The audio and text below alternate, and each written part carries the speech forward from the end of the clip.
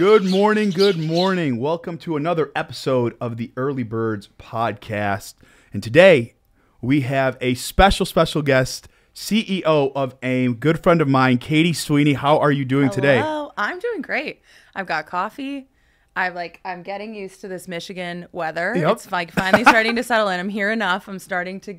We're figuring it out. We're doing good.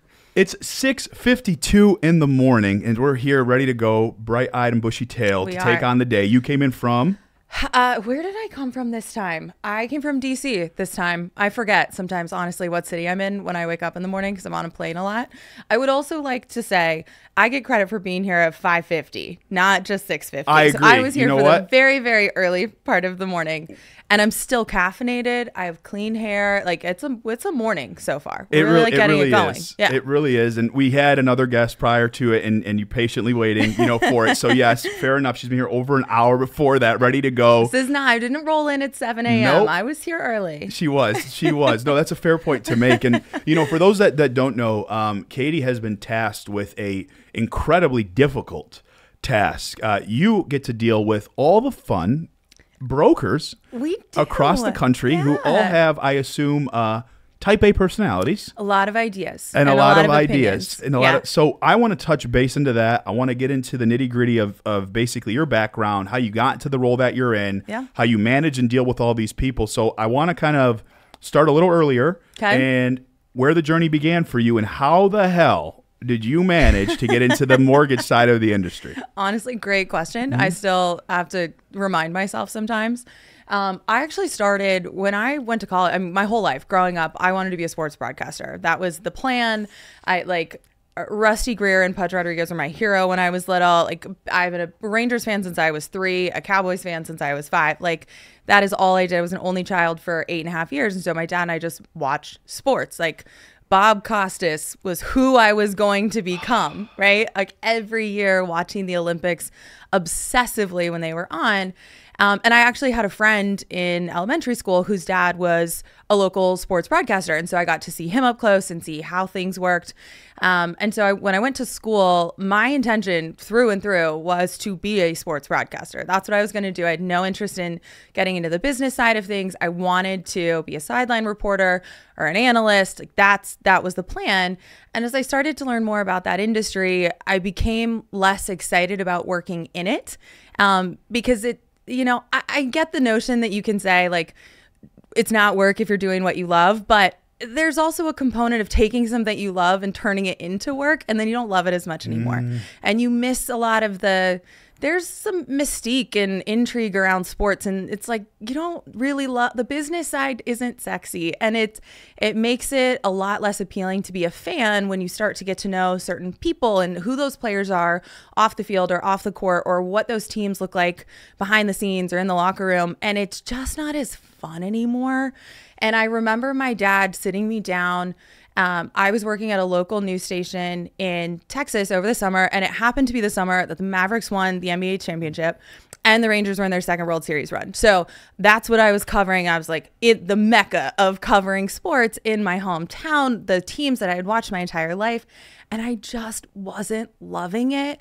And I was starting to see these athletes that I had so much respect for and coaches that I had so much respect for that I started to lose a lot of that respect because you see who they are as people. And my dad looked at me and he was like, all right, Katie, here's the deal. You can either work in sports for the rest of your life, which is fine, and you'll have a decent career. You've got a good head start so far, but you're never going to be able to afford to just buy a ticket and go to the game. Everything going forward, sports are that's going to be your job, and you may not love the sports part of it anymore if your focus is on the business and the broadcasting. And he was like, or you could get into the business side of the world, get a real job, as he said, and then you could buy whatever ticket you want and you can go to whatever game you want. You don't have to worry about it. And I was like, you know what? Maybe I'll do that. So I added a business major. I had a psych minor. I had a sports broadcasting major. I did all this stuff in college. I'm like, I'm going to study everything that I can possibly get my hands on because I was paying a crap ton of money to go to that school and we didn't have a cap on the number of hours that you could take. So I just loaded up. I was taking 22, 24 hours a semester, sometimes more. I took classes all summer. And so when I graduated, I went into the healthcare space initially because that was the industry that I was familiar with. My dad had been in that space his entire career. And so I knew a lot of the jargon that went along with it. And really started focusing on behavioral profiling. That was how do you take information and start to figure out how to build profiles about people in the way that they interact digitally. Right? There's the face-to-face component of a person, but there are trends that you can track and things that you can study about how people engage online. And so I did that at a few different businesses, a startup technology company, an outsourced anesthesia group. And it got to the point where I was like, healthcare is so stagnant and it's been the same industry for so long. And to make a difference in that industry, you got to be a power player. And there were a lot of things that I was seeing in people who were in control that I just didn't love. And I was like, my passion's not working in the healthcare industry. Like, it's great. And I fully respect people who do, but that was just not the thing that was going to get me up at 5 a.m. to come do a podcast, you know? Yeah. And I had a friend who I had worked with at one of those companies who had a friend of a friend, something kind of a random connection for a job that was an open position at a lender that was in Texas at the time called Pacific Union Financial. They eventually sold. But back then I went and I interviewed for the job. And the CMO, the chief marketing officer, pulled me aside and he was like, look, here's the deal. You're very qualified, but you're going to hate this job. This is like a paper pusher. You're not going to like it. So I have a proposal. I'll create this new job for you in our consumer direct division. We only have one person working consumer direct marketing right now. You can train under her. She'll teach you the ropes. She'll teach you the mortgage space. Do you want to do that? I was like, numbers, math. Yeah, I'm in. Yes, I love it. It was still in the digital space. It was doing a lot of what I had done previously. Well, fast forward, she quit 6 weeks after I started. And my boss, Jim, was like, you know what? I'll let you sit in on these interviews for people that are going to come in and essentially be your boss, the director of the division, which was very nice of him. He did not have to do that. And I sat in on 3 or 4 of them and I was like, I'm not going to learn jack shit from these people. They're not going to teach me anything. I'm going to stall out. And there's one thing that's been consistent about me my entire life. I get bored very easily, very easily. Yeah. I'm like, that's just not, my attention span is not that long. I need to be learning or growing or doing or building. I am not the person that can just clock in, clock out, go on with my day. It's just, I don't function that way. And so I went to him and I said, I'll make you a deal. You don't have to give me a raise. You don't have to give me a promotion. Give me 3 months, give me 90 days to learn this job and to earn the job that you're trying to fill right now. And if in 90 days I haven't done it or you don't feel confident in me taking the division over completely, you can hire whoever you want. I'll stay for a year. I'll work with that. I'm not going to bail on you. Just give me 90 days. And he was like, you know what? Sure. Why not? I was 26 at the time. Fast forward, I wound up getting the job. I took the division over. We went from, we were probably at 30 or 40 loan officers at the time. We went to well over 100 in the portfolio retention and new customer acquisition divisions in the CD team over there at Puff. I started doing a lot of digital deployments. I was really interested in bringing kind of old stuff that I'd done in healthcare and applying it to the mortgage world because they really are similar. They're highly regulated. They're very important decisions that people don't make very many times throughout their lifetime. And so the way that you approach it and how you communicate with people and how they search for information online is pretty similar. And that's how I started learning the industry. I just was chipping away at I don't necessarily know what these mortgage terms are, but I can see through our search tools what people are looking for and what information they're trying to find. And I know how to put a formula together, right? You can do lead aggregation and organic lead search. And we can get into that space. You don't have to know the industry so much as you have to be able to identify the trends. And that's what we built it off of. Eventually, the head of technology plucked me out of marketing and we built a new division called the front end solution. So I was the business liaison working on product development for Pacific Union. And then that's where I got recruited over to Arrive. I was the 5th employee at Arrive to basically build the same thing at Arrive that I had built in-house at Pacific Union. We used a lot of the same technology sets. So there was some direct application. I was at Arrive for a year and there was an opportunity to come to aim and build the strategy. And the initial goal when I came over was to be behind the scenes. I am a strategist at my core. I don't need to be on stage anywhere. I don't need to be out talking to people. I'm much more comfortable sitting back and studying how people behave and what they're looking for and what their triggers are that are going to get them to make decisions, and then finding ways to apply that to move the business forward. That lasted about 9 months before our previous leader stepped down and took a different position. And so I stepped into an interim role for about 6 months, got all of our partners on board to keep me around. And I've been doing it for the last couple of years. So I bet you guys didn't know that.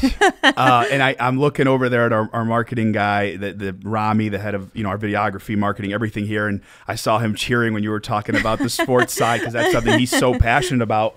But to see you take that journey and to turn it into this, and I saw his face too. He's sitting there, he was doing this, he was like so in tune into the camera. I was laughing a little bit over there because he's so dialed in. But I got so many questions, and I'm going to start in a few different places. But where I want to start first is, the first place I want to start is when you talked to, I believe, Jim. You said about 90 days to fill that role. Yep. So now, this is for any young people in general, but I want to specifically talk about young women in general who are growing into that business space. Where on earth did that confidence come from for you to go, okay, yeah, I don't know how to do that. I just need 90 days. I'm going to go to the owner, and I'm going to say, Jim, 90 days, all I'm asking for, no raise, no promotion, no nothing. Give me a shot to earn that job. Yeah. Where on earth is that established? And then where do you tell young people in general, but specifically young women, how do they bring that confidence forward? I'll be very honest. It was so manufactured at the time. I was shaking in my boots in that meeting. That's the epitome of you got to fake it till you make it. But the reason I love sports so much, I was an athlete as well. I played sports my entire life. I was every sport you could imagine under the sun. Some I was great at, some I was terrible at. But to make a team or to earn a spot in whatever program you're trying to be in, you have to literally shoot your shot. As a basketball player, you literally have to do it at some point. You just have to go out and earn it. And this will shock a lot of people. I am very much an introvert. I always have been, but even more so when I was younger. And I think a lot of that came from a lack of confidence in finding what is my hook? What's the one thing that I'm great at that I can build off of? And I grew up in an area surrounded by people that are incredibly successful. I am obsessed with my family. I had a great childhood. I love the way that I grew up and the people that I have around me. But the people who I went to high school with, people who I went to college with, I was going to school with diplomats' kids and people who had been, running things and building things their entire lives. And I was like, the hell am I? You want to talk about imposter syndrome? What am I doing here? Why? How did I even get into this college? How am I going to prove to people when I get out? And I ping ponged around so much, and I never had an industry that I felt like that's my thing. I love mortgages. I have never woken up in my life and said, I love mortgages. Me neither. Right. It's just, that's not the thing. But I learned very quickly when I got out of school, my thing was learning. That's the thing that keeps me interested. It always has been.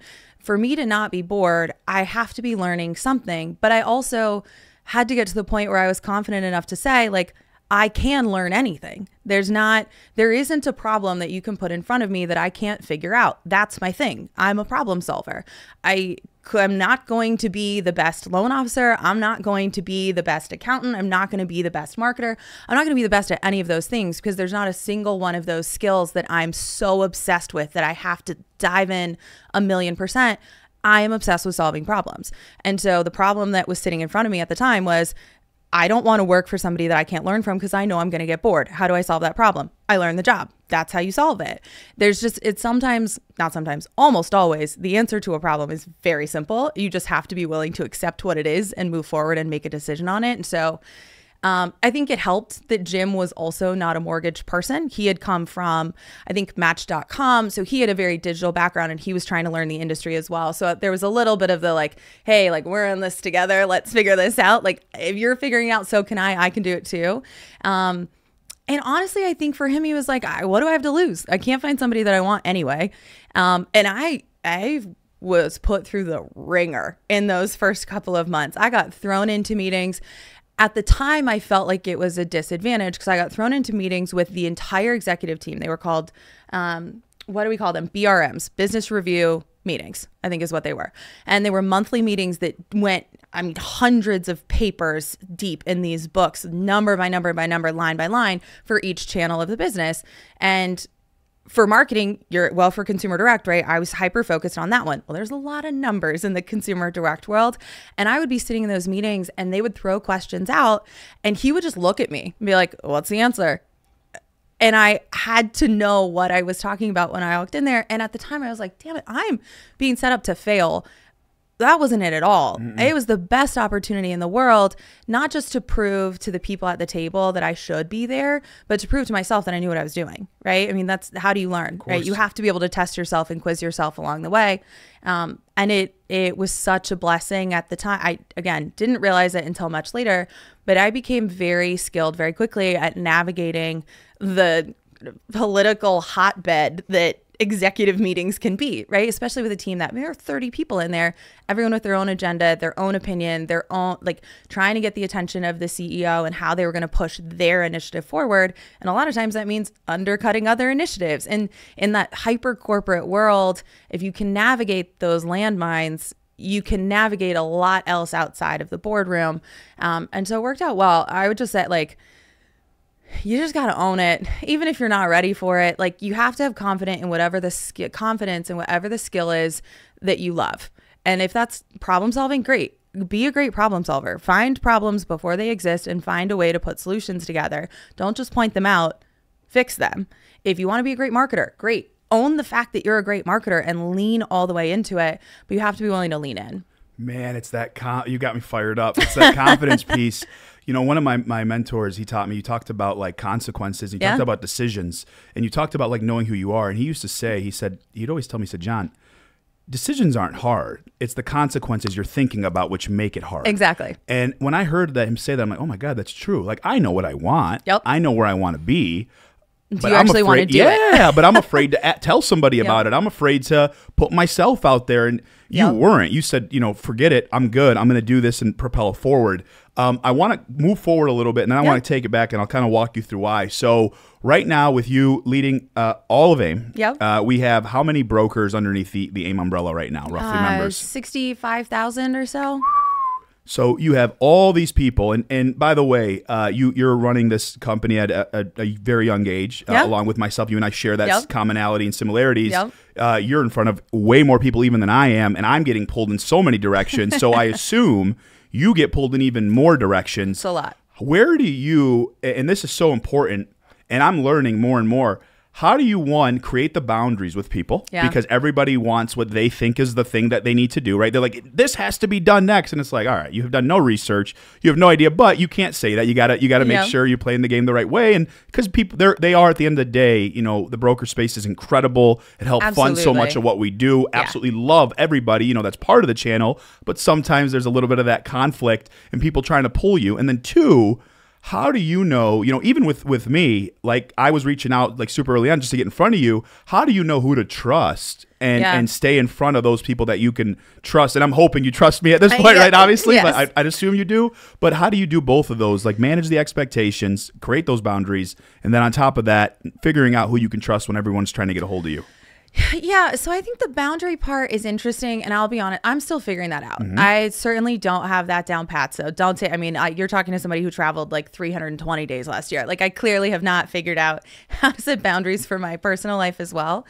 But I really have started to adopt this notion the last year and a half specifically that like nobody is entitled to my time, right? You can earn it, but you're not entitled to it. And there's a level, I definitely operate in the space of mutual respect. And if I feel like you are respecting me and my time, then I'm going to respect yours back. And hope that the same applies the other direction. It's a lot easier for me to create boundaries with people who don't respect other people, because then it's a very like cut and dry, like, look, man, this isn't going to work. Like you can go talk to somebody else about whatever idea that you have, but if you're not going to do it in a respectful manner, we don't need to have the conversation. And I think there's something really meaningful about respectful discourse and having people around you who have really different ideas and different opinions, because our motto on the team, the best idea wins. I don't care where it comes from. I don't care who came up with it. I don't care if it was somebody who works at AIM, if it was a broker, if it was a lender partner, if it was some random person walking down the street who pitched an idea that I heard and found a way to apply it to the mortgage space. Doesn't matter. Best idea wins. But you have to be able to have those conversations in a respectful way. And if I'm telling you, hey, like, I'd love to hear what you have to talk about, can you send me an email? Will you fill this out? A lot of times boundaries create themselves when there's a second step that you require somebody to go through. It's so good. You know, yeah. like it's the, hey, John, you've got an idea. Awesome. Send it over. Here are the things that I need to know. Once you send that to me, we can set up a call. Well, 9 times out of 10, I never get the email. So if I don't get the email, I'm not setting up the phone call because I don't have a reason to yet. You're not entitled to my time. There are a lot of people who want it, and you struggle with the same thing. There are tons of people pulling on you from every direction, but you have to prioritize things, because at the end of the day, while I want to talk to everyone and I want to hear everyone's ideas, my responsibility is also to the organization and to make sure that we continue to move forward. And I can't help move us forward if I'm constantly distracted by things that haven't been thought out. So if we can put something together and there's even a shell of a plan, give me an outline. What's the goal? How do you want to do it? What do you need from us to make it happen? Who's it going to help? If you can answer those questions for me, I'll take a phone call with just about anybody. But most of the time, people don't want to do that work. They just want to toss ideas out and then not actually follow through with helping put a plan together. And it makes it very easy to eventually start to say, all right, yeah, whenever you're ready, send it over. That is so good. And for multiple reasons. And you know, I was thinking, it's so funny. So we created, my admin and I, she's amazing, my partner, business partner, incredible person. So she created a forum called like the Meet with John forum. Yes. And we have like one now too. Yeah, and she'll send it over when people reach out, and she's like, please fill this out. And you're so right. Like, when we added that extra step, the amount of meetings that I don't have anymore because of that one step, because someone's not, you know, you want my time, no problem. Because you're right. I do want to give time to people. It's not that deserve it, but it's more so that, to your point, that have really thought out. Yes. Yeah. And it's like, if you have an idea, there's so many ideas, right? Yes. The execution piece, and then who can execute and who can't. Yep. What a fascinating concept that people don't understand and still learn. Like you said, we're still learning. You just talked about traveling 320 days last year. Yeah, it was a lot. Tie into that for a second. The mental health aspect of it, right? And you traveling, and then I'll talk about DC here in a second, because you know, your journey's it's insane. I mean, in the last 10 years, like, look where you were, and then now you're on DC Capitol Hill, like sitting there talking to Congress. Wild. Yeah. But what's the mental health like for you when it comes to like, okay, I got to be here next week. I got to be here this week. I got this meeting on this day. I got to travel over here. If my flight gets delayed, I got to now plan. So all of this is your learning. Yeah. What does that do to your psyche? How are you coping with it? And then how are you taking it and like, okay, this is an opportunity for me to continue to grow and push the agenda for the broker space forward? Yeah, it's a really hard balance. And some of it comes back to kind of that trust conversation that you had mentioned previously. You have to find people that you can depend on really quickly, or this job will take its toll. I remember taking this job, and there were so many people that said, like, look, 3 years and you are going to be burnt out. There is no way to stay the CEO and the chairman of a trade organization like this for more than 3 years. And a lot of the things that make our group great are also the things that create challenges. So most trade organizations, your membership is a company, right? So there's one person. John represents Next Door Lending. I have a relationship with you. You make Next Door a member. That's it, right? Well, we don't operate that way. John can be a member. Rami can be a member. Nader can be a member. Doug can be a member. Every single person, everything that we do is at the individual level, which means our engagement and the passion is really strong, because every one of those 60,000+ people said, I want to be a member. They're interested in what we're doing, as opposed to having one person at the company who cares and 200 who don't give a crap that are listed as members, but they're not really doing anything. That's awesome when it comes to pushing a lot of our initiatives forward, because they're individual people, they're voters, they're moms, dads, neighbors, friends, people that are in the community, not just businesses that are out there. And that's great. But that also means there are a lot of people tugging on you, and it can be really difficult to figure out who you trust, who you don't trust. And there are a lot of requests to push the programs forward for every single person. And that, like, we only have 30 full-time people, right? We have 60,000+ members. We were just talking about this the other day. Our operating budget is less than 10% of the NBA's overall operating budget, but we own 25% of the market. Wow. Okay, well, we've got a lot of very efficient processes in place to be able to operate at the level that we do, that we've built out.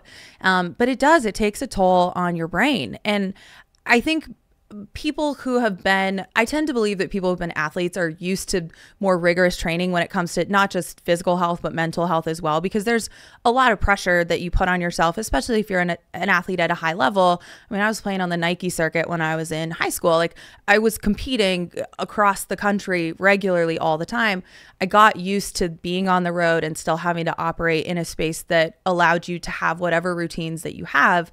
But I was so type A, John, before. Like, when I was younger, you could not have found a more type A child. Like, my parents will tell you that all day long. I've had to let go and just say, like, the things that I can't control are the things that I can't control. I can't get stressed out about them. But more than that, I can't get distracted by them. And I think when you start recategorizing stress as distraction, it becomes a little bit easier to put in a separate bucket and say, all right, I don't love this situation. I'm not feeling great about it, but that's creating distractions from my goals and the things that I'm trying to get done. So stress isn't stress to me. Stress is a distraction, and chaos is a distraction, and delays and flights and those are distractions. Those are things that I can't manage. I can't mitigate them. They are what they are. I need to deal with them, but I can't let that get in the way of what we're trying to do. And coming out of COVID, I mean, I stepped into the interim role in 2020, in July of 2020, right? Wild. Like, most of the country was still completely shut down. Texas was not, where I'm from, but like everywhere else was totally closed.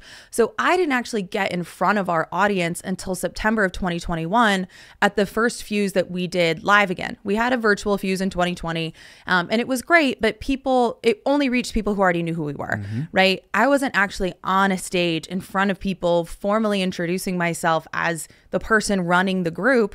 Quite frankly, running a group that people thought was going to flounder and eventually dissipate and completely go away. We spent a year stabilizing and figuring out how to get our feet underneath us again and what direction we wanted the group to go moving forward, because my leadership style is very different than everybody's leadership style is different. And I'm not out here trying to emulate the person that was in this role before me. He was great and he did great things, but I'm not him. And so I had to really figure out, what do I want that to be?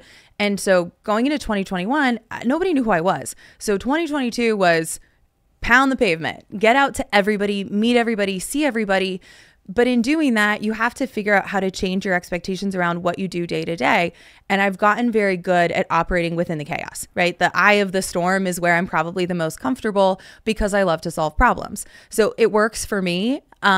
But I had to find people really early on that I trusted, that I could put around me, that are experts in what they do, so that I don't have to be that expert to everybody. And we put the leadership team in play, our member leaders, for a purpose, right? They're not just there because they're beautiful and they're not kind and they're successful and they're great people. They're there because the 6 of them all have an expertise that I don't have, or a background that I don't have, or a perspective that I don't have. That's what makes us great. That also means that I have 6 people who I trust implicitly. Yeah. They know everything about me. They know what I'm worried about, what I'm not worried about, where we're focused, where we're headed, what we're building. And it's really critical to find those people. I couldn't tell you how to figure out who to trust, but I can tell you that you just kind of know, right? Like, people show themselves over time. Everybody's got an agenda. Everyone has intentions that are going to back up what they're trying to push forward. That's not a bad thing. I think a lot of times when you hear the term like, well, everyone's got an agenda, it sounds really negative. Like they're trying to it's not bad. It just means they know what they want. Especially if they're honest. And we're Brahmi, I'm going to go a little over. I'm sorry. I love you, but I got a couple things. So here's one of the things that, I absolutely, it's something about you that's so incredible, is you don't hold grudges and you don't have resentment. And here's what I want to talk about too. Support's a two-way street. Yeah. And, even with me, like I at the end of the day, if I support Katie Sweeney, that means I support AIM. And so for me, it was so important to make sure I was at all these events, right? Now, not just for me, but also for AIM, also for you, because of again, I'm asking you for help on stuff. And if you ask me for, who am I to say, Katie, I'm sorry, I can't do that. Yeah. You're literally saying, okay, John, no problem, Jonathan. I'll help you with XYZ. But if you reach out to me and ask me for, John, hey, can you come to DC? Hey, can you do XYZ? Do you mind doing this? who am I like to say no to that? That's ignorant. That's naive. That's such an ignorant thing to do to somebody. And so it's like, you've built those establishments and relationships because people trust you and you're so like forthcoming and you're so honest. But I also know you don't hold resentment. And the reason I'm bringing that up for you is because you talked about it. You said you have 10% of what, you know, the mortgage broker, what they have, MBA has 10% of it. Yet you have 65,000 members on there. And then you had people that didn't trust or didn't think you were going to make it. Yeah. And now those same people, and I know, and we don't have to say any names, but they're coming back. Yeah. And they're wanting to talk to you. And you're taking and talking to those meetings, and you're taking them. Yeah. And you're saying, no problem. Even though they looked you in the eye and said, this is going to fail. This is not going to do well. You're not the right person for it. Now here they are, a couple of years later saying, Katie, can we talk about a partnership maybe? Yeah. And you're saying, yeah. Where on earth did that kindness come from? Not just kindness. You know, I don't want people to mistake that. Kindness is a beautiful thing as long as it's, you know, not taken advantage of. Yeah. But for you to let that go and say, hey, for the greater good, this might be something I need to do. Where did that even come from for you to even let something go like that and have conversations with people that doubted you and were constantly bashing the company and the growth? Yeah. I find myself to be a lot more defensive of the people who I care about than I am myself. And that's not always a good thing, right? Like, you talk about my family, I'll fight you. Yeah. Like, I'll hold a grudge. We're not going to do that. Correct. But I feel like, especially in the world that we live in today, and like you said, we're very similar ages. We grew up seeing all the same stuff. Everybody is so quick to take one mistake and decide that that person doesn't matter anymore or that they're worthless. And we just throw people to the side left and right because of something they said or something they did or a thought that they had. And we don't give anybody the chance to grow. And if you don't have the chance to learn, then how can you if I'm not giving you the chance to learn and to see that we are doing good things and that we've built a great program and that we're worth participating with and engaging with and supporting, then I'm not any better than you are. I decided when you decided that we're not going to be a good fit, and I didn't give you a chance to change your mind. I tell people this all the time. Two things can exist at the same time. There can be two truths, and they might seem like they're conflicting, but two things can exist. And while I don't love that you didn't give me a shot, I also would look at myself and say, I hadn't earned it yet. You clearly didn't know me well enough to know what I could do or what I could bring to the table. That's okay. I'll give you a chance to learn. I'll show you what we can do. I've always been a big believer in like prove it first, get rewarded second. I just don't buy into the trope that I think is becoming very popular now, that like to get a raise or get a promotion, you ask for it first and then you show how you can do the job second. No, do the job first and then you'll get what's coming to you. It will all come out in the wash. You will get the respect that you deserve. And that's the approach that I've taken with AIM. I knew that there were a lot of people that looked at it and said, I don't know who that girl is. I don't know what she can do. She's never been a loan officer. She's only worked at at the time, I'd only been in mortgage for 3 years when I took it over. I've only been I was 26. So yeah, 7, it'll be 7 years this year that I've been in the industry. That's not, 3 years ago when I took AIM over, I was 4 years in. And there were a lot of people that were like, what the hell? Like, how is she the one that's going to figure this out? And I think there were probably some people who thought I was going to be the scapegoat and like, oh yeah, we'll let her take this over. It's going to fail. And then we'll circle back and be the saviors later.